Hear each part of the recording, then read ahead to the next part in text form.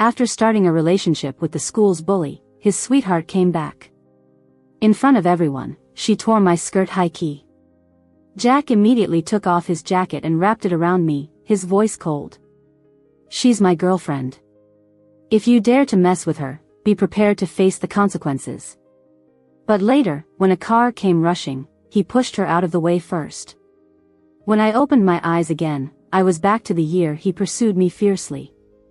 The whole school knew that the bully Jack liked the school flower Linda. For me, he quit smoking, quit drinking, stopped fighting, and was willing to give me anything he thought was good. Despite being at the bottom in academics, he chased after me and got into a top-tier university in his senior year. He was arrogant and disdainful towards everyone, yet he always looked proud when bragging to his mates. "My Linda is just beautiful." But it was only after dying once that I realized all his kindness towards me was because of someone else. Someone who looked just like me. Jack scored again. So hot, my nose is about to bleed. At that moment, Jack had just made a three-pointer, earning loud cheers from the crowd. Everyone stood up and cheered. He waved off some girls offering towels and glanced at the audience, then ran over. As he moved, the cheers became even louder. I heard a soft laugh behind me. "Nina, your sweetheart is quite something. Not only is he handsome, but I'd also give those abs a perfect score." Another girl's voice was filled with absolute confidence and pride. "Of course, I've liked him since we were kids." That voice was all too familiar, Jack's sweetheart, Nina. In my previous life, I didn't know who the person behind the voice was. Now, I really wanted to ask Jack. "Who are you running towards under the watchful eyes of thousands?" Lost in thought? A shadow unexpectedly covered me. I looked up to see Jack's smiling face. He handed me a bottle of juice with a radiant smile, from the basketball team. I specifically told them to get the brand you like. I hadn't even reacted yet, but the people around us had exploded. "I can't take it. I'm going to faint. This is too sweet. Jack looks so much more handsome up close. Those features are model-like. I'm dying." Jack clearly heard the commotion. With a look of satisfaction, considering how his recent advances had moved me, he seemed quite proud. However, I didn't even reach out to take the juice from him. I glanced at him briefly and then looked away. The noise around us gradually subsided, and Jack froze for a moment. He awkwardly asked, "If I win this game, can I treat you to lunch to celebrate?" "Sorry, I'm busy. I have to go." I picked up my bag and headed down the stairs. Jack hurried to follow me, but then Nina called out to him. "Jack. It's me, I'm back from abroad." Surprised? Jack didn't respond to her and continued following me down the bleachers. "Linda, what's wrong today? Can you at least talk to me? Please don't ignore me." He could have blocked my path, but he just followed me like a tail. I could sense the panic on his face without even looking back. "Is it fun?" A hint of sarcasm appeared at the corner of my mouth. "Now that the original one is back, what's the point of having me, the substitute? It's just to make her jealous, to get back at her for abandoning him." "Linda, did I do something wrong to upset you? You can hit me, yell at me, vent your anger. I'm standing right here, hit me all you want." I was already one step out of the gym door when I heard Jack's voice and paused. "Hit you all I want?" I looked at him and started to laugh. Jack seemed mesmerized by my gaze. He stared into my eyes, followed suit, and nodded. "Hit me all you want." "All right." The next second, I slapped him hard. His pale face instantly swelled up red. He was stunned, his head turned to the side from the slap. He looked at me in disbelief, his eyes filled with hurt. "Does it hurt?" "But this pain is nothing compared to the pain I felt when I was hit by the carrots, nothing compared to the pain in my heart when I saw you instinctively choose her. You were the one who came after me first. Why did everything change all of a sudden? Your momentary whims destroyed me, making me fall deeper and ultimately cost me my life." "Jack." Nina ran out and saw the scene. "You bitch, what gives you the right to hit him?" She charged at me, furious, ready to slap me. But before her hand could touch me, Jack grabbed her wrist. No one has the right to touch her. In that moment, he seemed like the arrogant and domineering boy he once was, coldly shrugging off Nina's hand. He used so much force that Nina almost fell. She stumbled a few steps, steadied herself, and exploded, "Jack, are you crazy? She just hit you. I was standing up for you. And I wanted her to," he said gravely, touching the spot where I had slapped him. I suddenly remembered that a few days ago, Jack had led a gang fight against some mixed-up kids at another school who had tried to hit on Mayhay had probably gotten a scrape in that very spot back then. Looks like I just added insult to injury. "Linda, I'm serious." I had no interest in his performance. I scoffed and turned away. When I got home that day, I blocked all of Jack's contacts. Thinking carefully, everything in my past life had signs.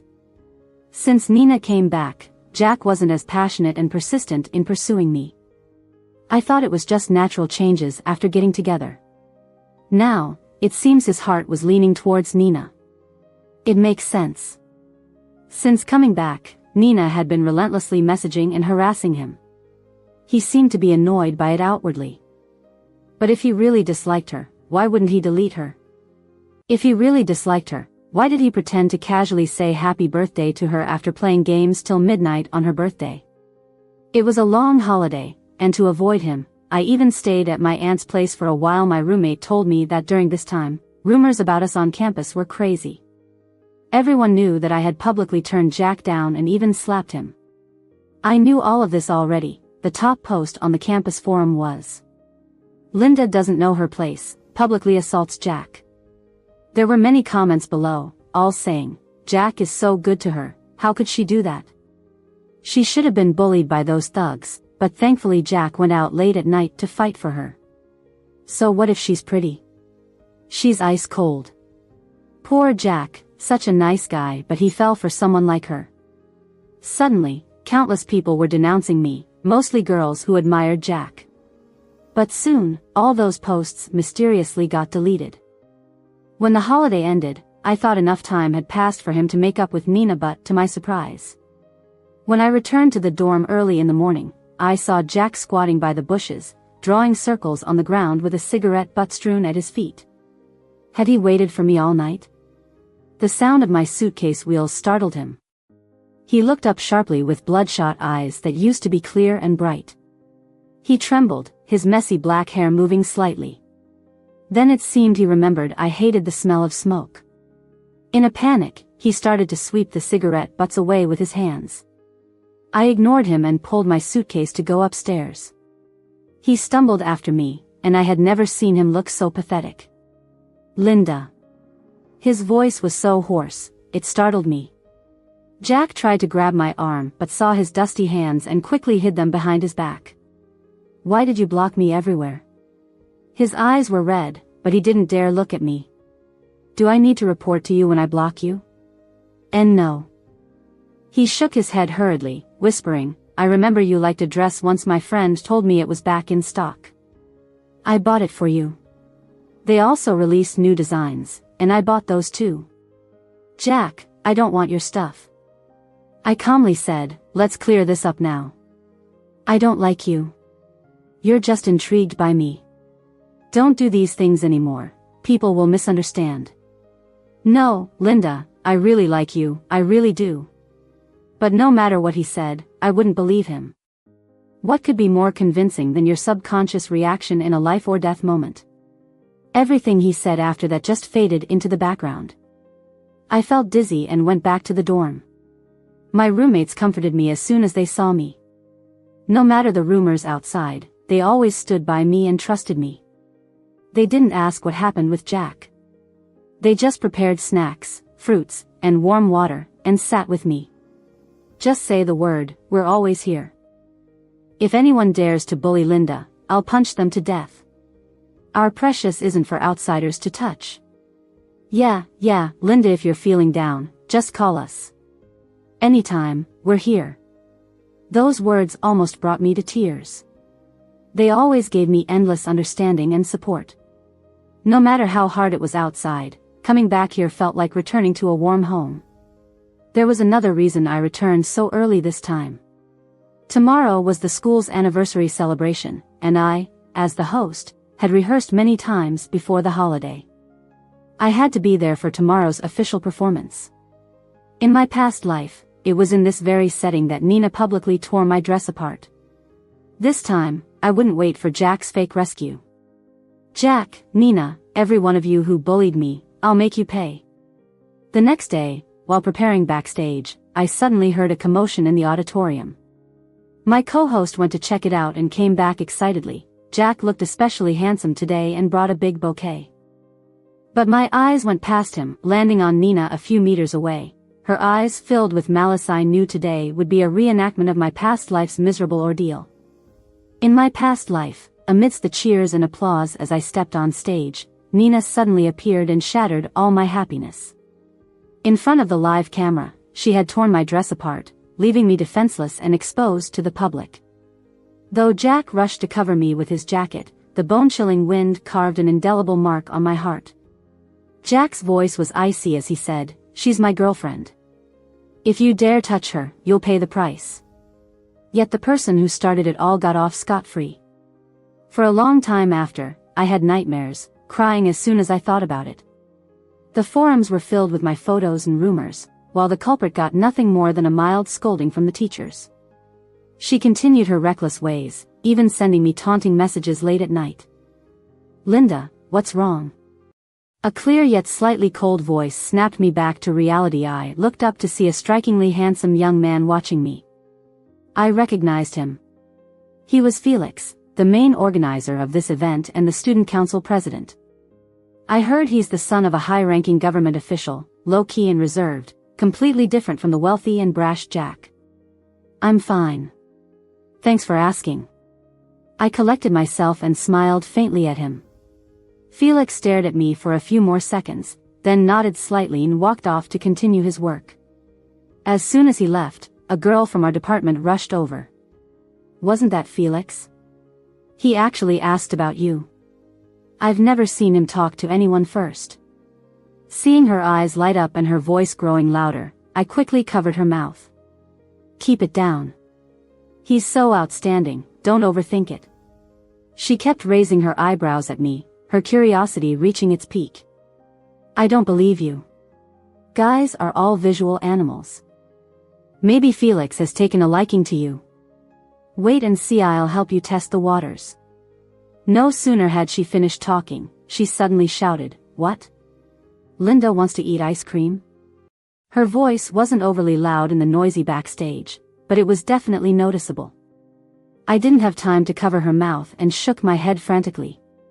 Luckily, everyone around was busy with their own thing and just glanced up with a smile. Felix also just looked up at me once.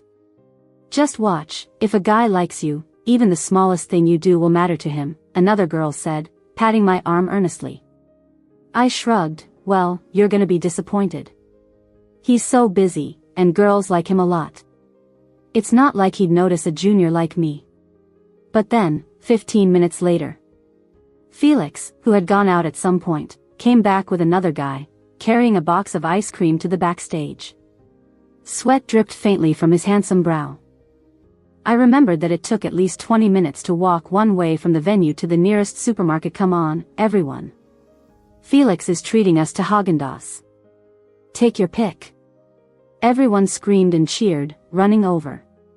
Maybe it was just my imagination, but it seemed like Felix looked at me specifically. I didn't have much of an impression of Felix. Our interactions were limited to work. Coincidentally, I was always on the same team as him every time we divided tasks. I actually liked it because if he was on the team, I didn't have to do anything. He always took care of everything excellently and efficiently, offering me lots of learning opportunities. As I ate my ice cream, I thought maybe this senior really looked after his juniors well. But liking me? No way. He was always surrounded by campus and off-campus goddess types. There's no way he'd be interested in someone like me. Soon, the audience filled the venue, and the school anniversary performance officially began.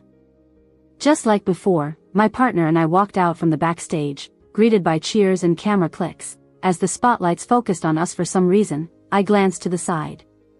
In the shadow of the lights, Felix stood there quietly, holding up a camera toward me. My heart suddenly started beating a bit faster. A bubble blown by a fan burst against my face, and I followed the planned route to interact with the audience. The next second, a lurking figure shot out from between the seats.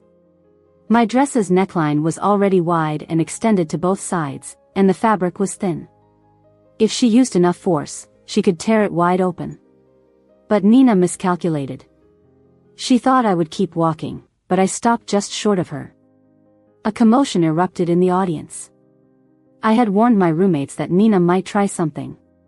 Now seeing this, they angrily pushed Nina out under the cover of the crowd. Nina failed to land her blow and instead hit the stage hard, her forehead immediately reddening, nearly exposing her chest. In the process, girls around started screaming. Felix quickly brought some guys over and dragged Nina away. As he passed by me, he whispered, "Don't worry, just keep hosting.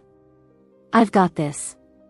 I nodded and quickly regained my composure, taking control of the situation as a host should. Jack observed everything from the side. His dark eyes held a complexity I couldn't decode. He placed down the flowers he was holding and seemed to want to follow Felix out, but ultimately sat back down. A while later, when I looked at him again, his head was bowed, and the large bouquet lay on the ground beside him. He must have never guessed that his sweet, proud sweetheart could do such a thing. So embarrassing and pathetic. But it didn't matter, he would forgive her. Just like before, even if he took off his jacket to cover and hold me, he would only give a warning and do nothing else. My pain was all seen by him. He would cry with me, but couldn't do anything to Nina. The white moonlight wasn't just some radiant glow, but the starry reflection in his eyes when he saw her at just the right age. She would forever be her, and anyone after would just be others. Turning back onto the stage, I closed my eyes tightly. The last event of the anniversary was a masquerade ball. Last time, I didn't participate in this part and cried endlessly back in my dorm. If Nina hadn't shown up then, maybe I would have danced with Jack. But now, as I watched Jack absent-mindedly put on his mask, I felt no desire to dance with him. Classmates joyfully rushed onto the stage, nervously searching for their partners. I put on a rabbit mask, planning to slip away in the chaos. Just when I thought no one would recognize me and I could sneak off, a figure in a wolf mask walked through the crowd towards me. In the vast bustling hall, he still headed straight for me. Almost as if by magic, I froze in place. I watched his lips curve into a smile as he declined the invitations of other girls and bowed before me. "Miss Bunny, may I have this dance?" He bent gracefully, extending his hand towards me.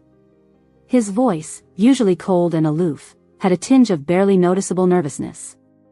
There were so many people around, but my vision blurred except for him. His fingers were long and soft, with a small mole on his right thumb. As we danced, I could smell the faint scent of his cologne. His slightly upturned red lips and deep, clear eyes that were usually cold and distant now looked at me with warmth, flirtatiously affectionate.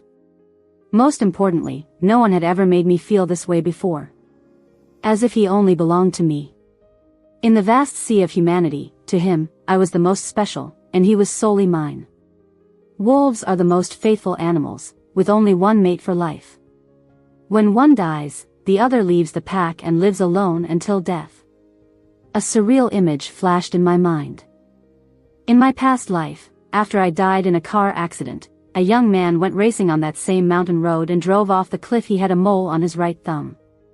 Despite the little hiccup at the start, the school anniversary event was a great success overall. The teacher was deeply moved, saying she witnessed the spirit and energy of the youth, which reminded her of her own younger days. She particularly praised my hosting skills, noting my calmness under pressure and excellent control of the situation. Felix suggested we all go out to eat. Everyone was invited. It was like a celebratory feast. After that dance, our relationship clearly got a lot closer. At this moment, he almost only looked at me when speaking. He was waiting for my response. I smiled, "Sure, Felix, that would be great." Surprisingly, Jack also wanted to join in this kind of setting. He seemed a bit hostile towards Felix, but Felix didn't mind. When we got out from the venue, Jack was waiting nearby, driving his extravagant sports car.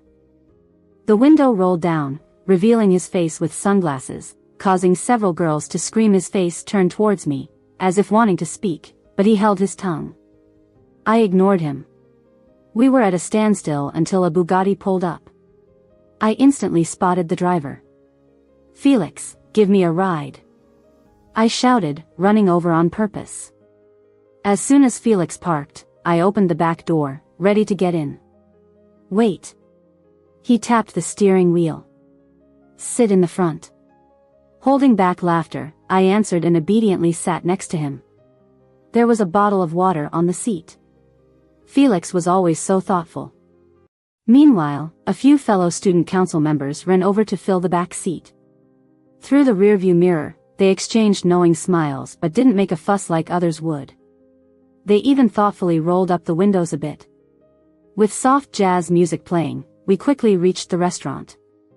Jack was always keen on speeding. He was clearly there a while, smoking in his car.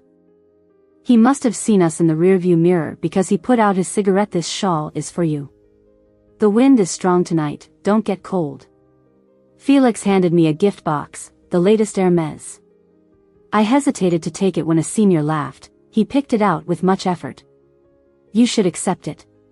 "Thanks." Before I finished speaking, Felix's window was rudely knocked on. Jack stood outside with a scowl. "Changed cars?" he sneered. "Interested in cars now, huh? Drag race, if you're man enough." To me, this behavior was utterly childish. I was sure Felix wouldn't react. He was always calm and rational, never out of line in any situation.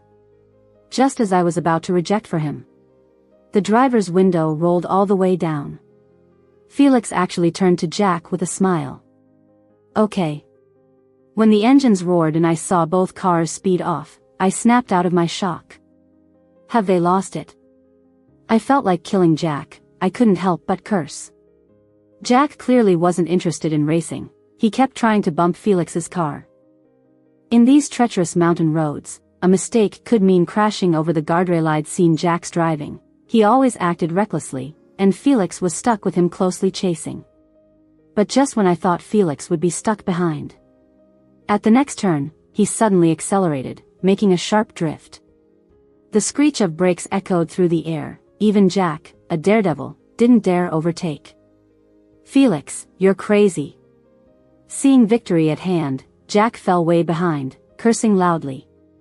It was a close call. Had Jack not braked in time, Felix would have been gambling with death. I'd never seen his calm and composed side be this wild. Next to him, Jack looked insignificant. I stood there trembling, hearing a senior's voice.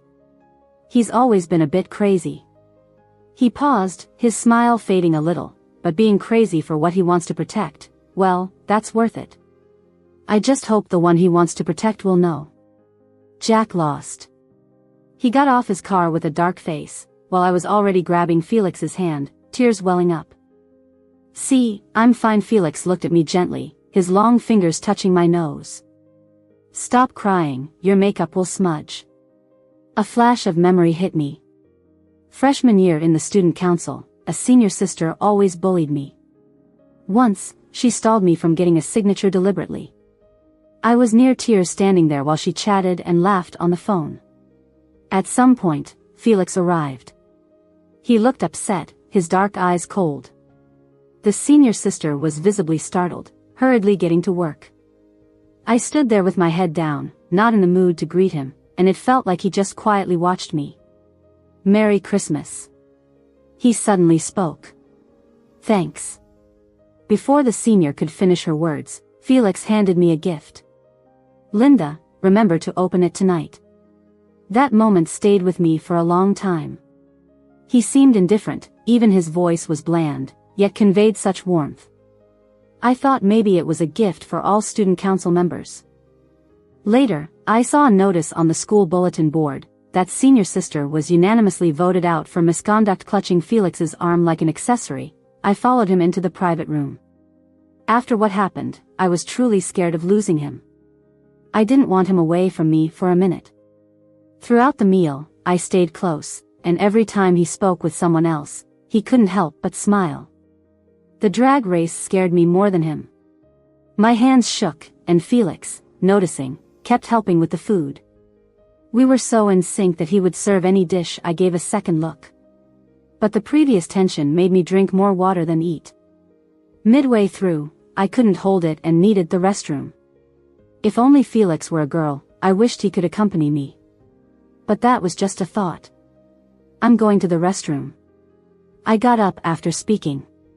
As I left, I heard a senior sister's voice. Your junior is really cute. Felix seemed to chuckle. Thanks, she's always been cute. My face turned red. I couldn't help blushing when facing Felix quickly. I closed the door and ran, face covered. I turned on the faucet and washed my arms with cold water. Felix's image from earlier popped into my head. His profile was so sharp and handsome. When he looked up, his Adam's apple looked super sexy. When he put the drumstick in my bowl, he gently asked, "Want anything else?" Even while talking to others, he'd continue to serve me food and remind me, "Careful, it's hot." In that moment, I was already thinking about what we'd name our kids in the future. As I turned around daydreaming with my head down, I suddenly bumped into a hard chest. A hot hand grabbed my wrist, steadied me, and then slowly let go. It was Jack. Can you give me a reason? His fingers tightened and then loosened. Why did things just change between us? I really wanted to laugh. Yeah, there was a time when I wanted to ask the same question. Jack, let me ask you something. I looked at him. Back at that concert in the schoolyard, when you asked for my contact info, was it because I looked like someone else? His eyes flickered. Okay, I already knew the answer. I turned to leave, but he blocked me. I admit it. At first I approached you because you looked like someone I liked since childhood. But later I genuinely fell for you because of who you are. Linda, believe me. I know my feelings now. I just like you, only you. I lowered my eyes and laughed. Jack, if something starts with a mistake, it shouldn't continue. I once thought I saw sunshine and light brought by Jack. Little did I know, that light was cheap and common. Jack would never know. On the day of the accident, I was so happy to have a hand-woven scarf for him. If the accident hadn't happened, I should have put that scarf around his neck myself. I walked out of the bathroom alone. Jack didn't follow. Surprisingly, Felix was waiting outside for me. We didn't mention what happened earlier. He didn't ask, and I didn't say. But our hands quietly intertwined, feeling the warmth of each other's palms so naturally. We were together, without formal confessions or promises, already sure of each other's hearts. I suddenly wanted to ask him a question. Felix, when did you start liking me? He looked ahead, the corners of his mouth lifting slightly. A long time ago. I noticed you were a strong and persistent girl. Even when you were the last one on duty, you checked everything carefully before leaving. It seemed like every time I was on duty, I'd see him on my way home. I had to admit, knowing he was behind me made the dark path not so scary. Too bad I never noticed before and always thought it was just a coincidence. I paused and then slowly asked, but what if I always had only Jack by my side? Then I'd always be behind you, waiting for you to notice my love. Waiting for you to be sure of your feelings. He would never pressure me. He'd take 99 steps, waiting for me to turn around so he could hold me without hesitation. In the second half of the party, we played many games, and Felix and I teamed up perfectly. Don't talk like that in front of Linda. Felix laughed and scolded. Protecting your wife already, huh? Everyone started teasing. It's getting late, I'll take Linda back first. You guys can keep playing, just put it all on my tab. Felix had a card here, loaded with enough money to cover my living expenses for a year. Everyone cheered, their fatigue dissipating, calling for more good drinks. He grinned, tossed them the card, and amidst explosive cheers, pulled me out the door. In the underground parking lot, Felix couldn't help but press me against the wall. Linda, my girlfriend. His Adam's apple bobbed fiercely, his beautiful eyes shining in the dim light. As we got closer, my breathing quickened. Felix, my boyfriend. As soon as those words left my mouth, he kissed me as if he'd lost control. His hand cupped the back of my head, pressing me against the wall, hugging me tight. The kiss was deep and lingering. It wasn't until we heard the sound of cars in the distance that he reluctantly let go. Girlfriend. His voice was raspy. From now on, you're mine. I buried my head in his chest. Linda belongs to Felix now. Just under my ear was his heart, beating loudly. I could hear his confession, clear and unending. I'm yours too. Everything of mine is yours. I love you, Linda. That night, the campus forum was bustling again. The headline was, I got a girlfriend. Online giveaway time. It was then I found out Felix was the forum admin. No wonder all the negative remarks about me disappeared so quickly. I used to think it was a system glitch. The excitement lasted for days. Meanwhile, I was walking through the campus looking at my phone when someone suddenly appeared from the side. Linda, you're shameless. After a few days, Nina's dark circles were even more pronounced. She stared at me and said, if I hadn't left Jack, you wouldn't have had a chance. You must feel great now, ditching Jack and climbing to Felix. I ignored her barking and kept walking. But she followed and kept on. Jack really liked me. He gave me all his allowance, learned to play basketball because I liked basketball stars, learned everything I liked. In middle school, if I was in a bad mood, he'd talk with me all night, and go far to buy me food and leave it downstairs. Many times, I saw him visiting my space late at night. Like in my previous life, Nina tried her hardest to provoke me. But all I could say was, oh. Nina, it's not Jack you like. You like being admired by him. Annoyed by her constant chatter, I stopped and said this. Nina was taken aback and stood there dumbfounded for a while. It's really sad. One of you is obsessed with an imagined perfect world and won't step out of it. The other is addicted to being pampered. But no matter how you look at it, neither of you should ruin someone else's genuine feelings. Nina was at a loss for words. I got a message from the guy on Instagram with whom I had shared a picture. He asked me out for dinner. I looked up, smiled, and said, I'm done talking with you. I'm off to enjoy a date with my boyfriend. But fate had other plans, and the car accident happened right on time. At that time, Felix and I were walking down the street after having hot pot. The evening breeze was gentle, the moonlight just right, and everything I saw in his eyes was bright and clear. Unfortunately, we ran into Jack and Nina. Both of them didn't look happy. When we bumped into each other, Jack was visibly sad. I never expected you to choose him, he said heavily. What's so great about him? I've been chasing you for so long. Jack, do you know the difference between us? For the first time, Felix spoke directly to Jack. The difference is, you don't know her well enough. You love the image you have of her. But with me, she can be vulnerable, she can be imperfect, and no one can hurt her. Just then, a blinding white light flashed, followed by the sharp screech of brakes. At that moment, the scene mirrored what had happened in my previous life. Screams from the crowd, the panicked face of the driver ahead, and dust flying in the air. Linda, get out of the way. I didn't expect this time. Both Jack and Felix pushed me aside. Luckily, no one was seriously injured. I fainted from the fright. The two of them got some scratches, but Nina had it worse with 3 broken ribs. Thankfully, no organs were damaged. The smell of disinfectant in the hospital woke me up, and I half opened my eyes. By the bedside, Jack stood with a fruit basket, and Felix was peeling an apple for me. I give up. I surrender. For the first time, Jack, who never admitted defeat, gave in with an expressionless face. Last night, I just wanted to push Linda away. But you were willing to use your body to shield her. Everyone thinks I'm crazy, Felix, but you're the craziest one." Felix focused on peeling the apple and responded softly, "Linda will wake up soon. Why don't you stay and have a meal with us?" "No, I don't think Linda would want to see me. I'm really sorry for causing her so much pain."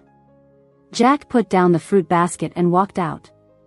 At the door, he chuckled bitterly. "I know Felix isn't short of money, but I paid for this time's hospital fee. Besides that, I really don't know what else I can do for her." Although I wasn't hurt, they insisted I stay in the hospital for a week. During this time, Felix stayed by my side, and many classmates from school visited to check if I was okay. The day before my discharge, there was a fireworks show by the river. And I, unfortunately, missed it. I was frustrated, feeling that I had missed an opportunity to see it. Felix, with his good temper, let me vent and then gently rubbed my head, promising, "Linda, you'll have everything others have." On the night of my discharge, he mysteriously said he was taking me somewhere. He had changed to a different car, much more spacious inside, filled with flowers and stuffed animals, clearly treating me like a kid. Felix took me to the riverbank. There, his friends and my roommates had been waiting for a long time. They were starting a bonfire and barbecue, smiling and waving when they saw me. I took a few steps forward, and Felix suddenly called my name. "Linda." I turned around, and at that moment, huge fireworks bloomed overhead. Like countless red lanterns, they turned into a rainfall of colorful flowers, lighting up the night sky. Across the river, strollers gasped in amazement. I covered my mouth in disbelief. "Linda, these fireworks are all for you." The boy ran to me in the night. He hugged me. "And I am yours. Just yours." Epilogue. On Christmas Eve of freshman year, Felix gave Linda a gift. Inside was a ring, engraved with an L.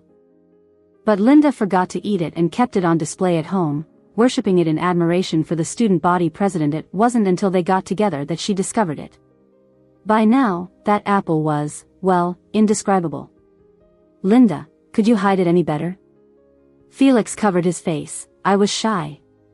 Who can tell Linda why her decent boyfriend turned into a clingy winner after they got together? In their sophomore year, they got married. In their graduation year, Linda was pregnant. She clenched her teeth, pounding her husband's shoulder. Felix, while helping his wife with her thesis, took her punches cheerfully. Later, with Felix's careful care, their son was born. They named him Tim. Felix said, "With our genes, I have no worries." Linda thought for a moment, that's true. As Tim grew, she soon realized he was just like his dad, reserved. He only dared to have secret crushes, never boldly talking to the girls he liked. He would even hide behind his parents when he saw a girl he liked. Blushing, he never dared to look. Linda looked at her husband, speechless. "He's just like you." Felix lazily replied, "I'm a bit better. At least I made sure we were on the same tasks together." Linda shouted, "You schemer. So it was no coincidence? You planned it all." In the past life, Linda died in a car crash, and Felix raced afterward in despair. The mole on his right thumb symbolized he had someone he loved deeply. Coincidentally, Linda also had a mole on her left thumb, symbolizing she was deeply loved by someone. That person came from the darkest of winters, living for love. Flowers bloom for a season, love lasts a lifetime. May everyone find their right person.